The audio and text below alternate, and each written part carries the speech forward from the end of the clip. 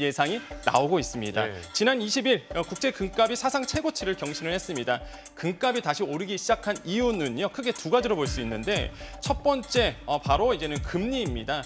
대표적인 안전자산이 이제로 분류되는 금이죠. 근데 이 금리와 역의 상관관계로 놓여져 있는데 금리가 내려간다, 그럼 달러 가치 내려갑니다. 달러의 대체제가 바로 금이거든요. 그럼 금값이 상승하게 되겠죠. 반대로 금리가 높아지게 되면은요, 이자가 붙지 않는 금, 당연히 이제는 수요가 감소될 수밖에 없겠죠. 예. 최근에는요, 이런 그 최근 미국에서는요, 예상보다 빠르게 금리를 인하할 수 있다라는 기대감이 높아지면서 금 가격 상승을 부추기고 있습니다.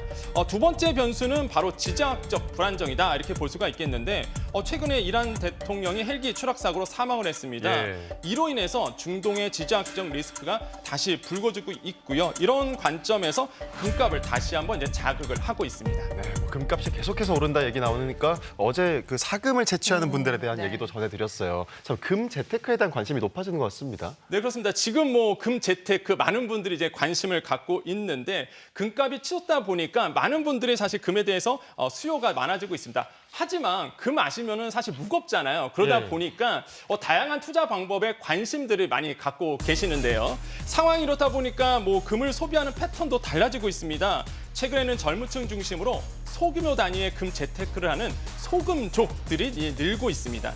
일반적으로 금하면은요, 뭐 금은바, 귀금속 매장 등을 떠오르게 되지만 요즘에는요, 사실 편의점에서도 이제 금을 구매할 수 있다는 것이겠죠.